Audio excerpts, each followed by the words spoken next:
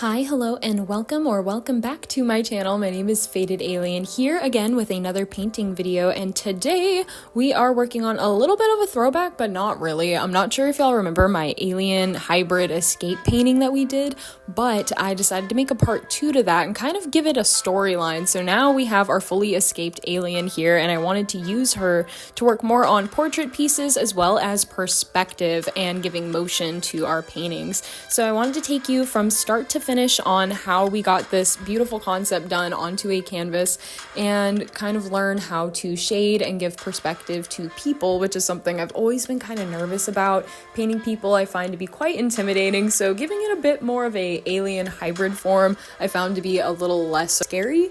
Anyway, we're gonna go ahead and jump into it. You may have noticed I already started with a black and green background. This is because I wanted to start playing with fog textures and tones, so I already went in and kind of made a forest green ombre down to the black kind of floor or road area.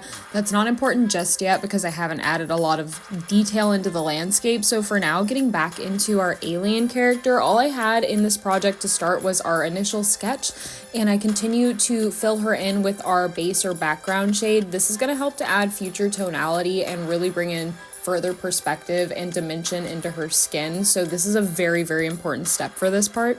Also, since the whole point of this piece is for me to get more comfortable with the human anatomy and human perspective, I did find a couple of artists who did some really beautiful pictures, and I'll insert them here, of some really nice perspective views. So I wanted to put that into inspiration, if you will, for angling and positioning of my character. So I kind of hybridized the two positions to give her this medium. Now that we have our character position sorted, we can go back to our speed paint. For the background and continuing our alien story, I decided since she escaped from the lab, maybe she's out now and she's running on the road, so I painted some green street lamps emitting some really polleny yellow fog. So after I paint the L bracket gray, I go in and use a fan brush and I thin out my pollen yellow, and I'll fan that down away from the lamp to create a projection of light away from the center bulb, which is very, very concentrated white, just to give it a little afterglow effect. After the lamps are done, I'm going to start to focus on the asphalt for the road. So I wanted to make a road starting in the distance and then make it split out into a highway. So I made two branches splitting off the left and the right side of our figure, as well as I started to fill in the giant triangle, if that makes any sense, or like a trapezoid shape, and painted that off into the distance, giving it a little bit of a connecting line on the left side, and the right side we're just going to have it gapped because she's reaching out. After that, I'm going to go ahead and fill it in with our grass texture. I like to use fan brushes and bamboo brushes going back and forth to fill in our grass, and then cascade black at the very, very back of the skyline. And I go back in with a rectangular brush to bring more focus to the grass more up front and make those strands a lot bigger and more shaded and more textured. It was at this point I remembered roads definitely have those little marks on them, so I filled in our yellow rectangles and then kind of tried to dilute the front of it. Didn't like that, and I end up playing back and forth with that a lot, so anticipate that ahead. That being said, I'm going to go ahead and start mixing and prepping the colors for our face, and for the face I'm going to be using a lot of references with our original painting because this is the same character, so I'm sticking to that very peachy kind of nude color scheme, and I'm allowing that iridescent-y kind of green glow to come through by keeping these colors very, very sheer, still keeping in the acrylic and tempera mediums, but I'm really going back and forth between my actual initial painting and basing the color scheme off of that. That being said, I do start to do our initial shadows in maroon, and then I cover that in our base shade, which is going to lean more towards a champagne-y color, and then I fill in the rest of the body, and I always do our base shade, our highlight shade, and our shadow shade to start before I move into any other advanced colors. Getting into decided muscle shading, I used human references and my xenomorph references to kind of define the muscling, but I like to outline the initial shadow in maroon and then give a highlight at the very, very end with a pearlescent-y kind of pink shade, and then I'll go in and start to add more red and black to my shadow shades to produce further depth and contrast the highlight that we're going to continue to add before we add our super, super dark implemented shadow to highlight the head and the chest. This is what she looks like so far. As you may notice, I did go back in and paint the paw pads because I forgot to paint in the little toe beans on camera. I'm so sorry, but this was only day one and we still have a long way to go, so let's get back into it. Today we get to focus on more finite details and coloration, which leads me into focusing on the phalanges and really locking in those shadows. Today, going in with the same shades of maroon, I like to conserve my paint and use paint pans or put foil on the top to conserve my paint. I also found a really cool color reference for her skin. I was really fascinated by beetles and beetle skin texture. I didn't know their exoskeleton had texture and tonality, but it does, and it's very chrome. So I wanted to add this, and I also found really cool glistening makeup that I wanted to kind of incorporate the effect of. So I'm going to start to use a lot of yellows, purples, pinks, and oranges and start to blot that into the skin. The first way I start to incorporate that iridescent color is by using the pollen yellow, and I start to use that by highlighting every single joint at the topmost point and then using the lavender at the phalanges and kind of at the tips of those edges to bring more of a glow to it. That being said, I also go into the pelvic cavity and into the ears with that lavender as well, concentrating the orange more towards the paw pads and the larger shadowy areas of tissue just to try to bring that in, but it came out super subtle because I went way too light with the pastel. That being said, I almost forgot to do our character's little iguana spikies, so I start to shadow those in using the same shades of maroon we've been using for our joint tissue, and going in and starting to add further wrinkling detail going into the face, the neck, and the shoulders, finishing out by adding a little bit of shadow more towards the pelvic area in preparation for the major shadow cast to make the head and the chest look like it's protruding from the page.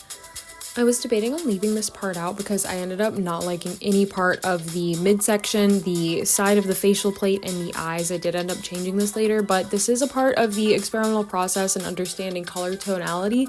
I tried to add all of the cool tones and concentrate purple, green, and blue into the center of the side and the eyes, and I later on figured out I wanted to stick to the warmer tone and stay truer to the original character in that light. That being said, it was still really fun to experiment with this color palette. I had so much fun with making this painting live on Twitch, so if you ever want to check us out and see what we're doing craft-wise, I highly recommend coming through sometime. It is super fun. We yap, we craft, we paint, and we learn a little something together. I'm live every Tuesday, Thursday, and Saturday on Twitch, so please feel free to come through, get creative, and check us out sometime. That being said, we are almost done with this failed experiment part, and we'll get more to the permanent paint here in a second.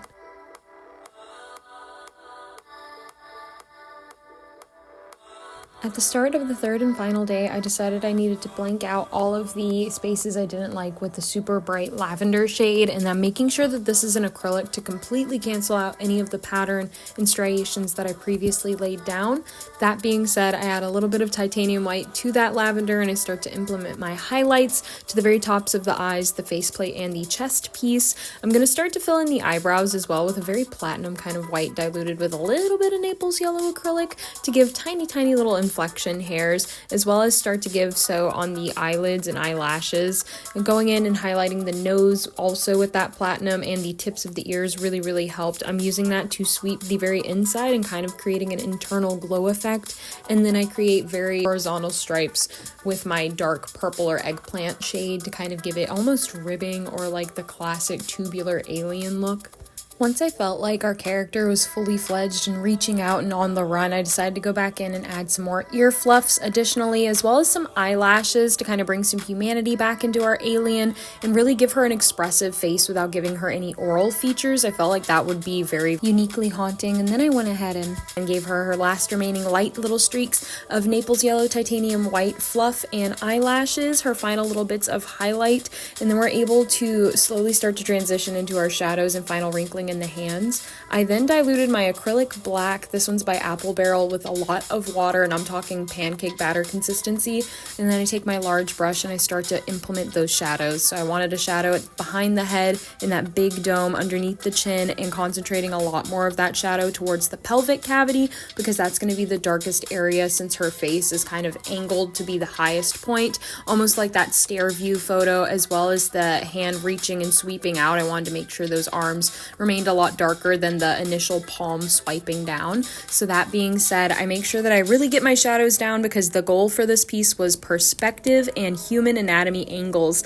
Once I was finally fully satisfied with every single detail, we can finally start the de-taping, and now it's time for the final reveal. So let's look at our alien girl. Here she is! I think she looks so beautiful. This is a perfect addition or part 2 to our Alien series. I'm not sure what other adventures we're gonna put her in, but I'd love to know if you have any ideas for any more Alien adventures for this character.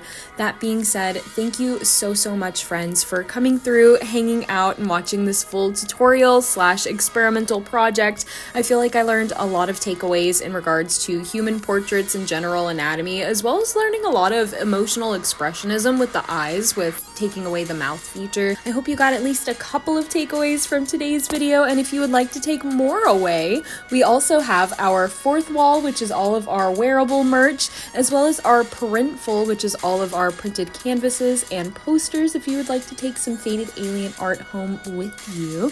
That being said, if you want to see us live, once again, I do stream live on Twitch every Tuesday, Thursday, and Saturday for some live crafting events, painting, sculpting, and other chaos. Thank you so much for all of your support. All of your comments and likes mean so much, so that y'all send. It's so sweet. So I cannot wait to have another project out for you, and I will see you very soon. Remember to stay positive, stay safe, and stay creative. I will see you next time. Bye, friends.